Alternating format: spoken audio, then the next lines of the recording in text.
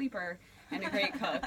So I'll take you back to middle school and high school Amy. So we went to a public high school, and there were probably about 500 people per class, and there are a lot of overachievers there, Amy being one of them. Sometimes you wonder how everyone or someone does it all. Amy was on the tennis team, debate, wrote the yearbook, managed to volunteer for school events and a few extracurricular activities. She had a job not because she needed to, because she thought it was a challenge. She worked at Express and sold men's clothing, leading them in sales in high school.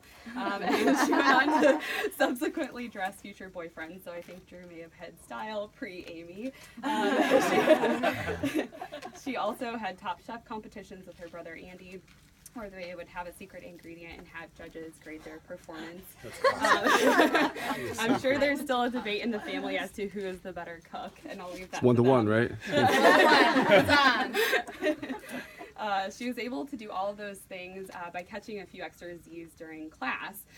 She was acing classes, and all of the teachers loved her, but there was this one time where she did have a sleeping bag on the counter, I think in biology, and the teacher woke her up by spraying her with one of the hoses that was meant for chemical spills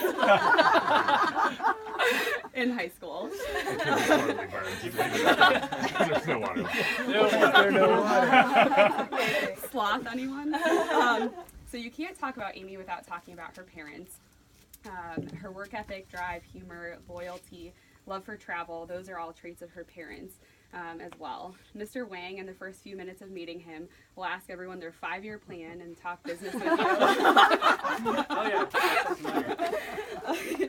No matter what Amy did during the week, Mrs. Wang would always wake Amy up on a Saturday or Sunday morning bright and early with an urgency that she needed to seize the day and get things done, kind of the sleep when you're dead mentality.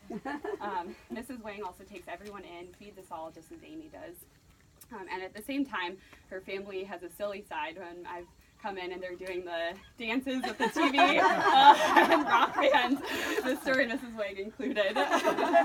Serious and silly, just like Amy. So one of those extracurricular activities that Amy and I shared in common was Girl Scouts. We were Girl Scouts for senior year of high school. Memorably, we saved up our cookie and magazine sales money and went on a cruise sophomore year. This is one moment in particular stood out. One night she and I were running around the top deck of the ship in the wind, just laughing, having some very unadulterated fun, just running around having a blast. Years later, maybe a decade later, I found out that she had made friends with the adult Shirley Temple maker that night while I was sipping virgins.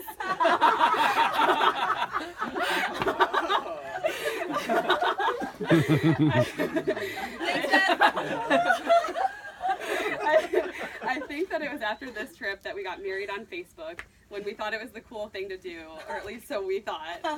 And thereafter, we referred to each other as wifey. So now to Drew and Amy. A lot of stories come to mind, but the first time I met Drew was when I picked them up from the airport when they came to visit me for a weekend in Cleveland. If that doesn't say, Amy, I'm all in and want to not just meet your friends, but really get to know them and be part of your life, then I don't know what would. Drew and Amy came bearing gifts that Drew had picked out, and he and Amy actually showed me around my city. They seem to have a way of getting secret tipster alerts and a lot of hidden treasures. And I had lived in Cleveland for a couple years at that point, and we still went to new places. Since that trip, we've been on a few more together, and it's always been very comfortable. Drew was one of the girls, but he's a guy. I know you make that as a Thank you for that. We're not going to forget that one. We're still iffy on the second half of that. So I'm really honored to be here and be a witness to your love today. So let's get this thing done. We've got a checklist. Yeah.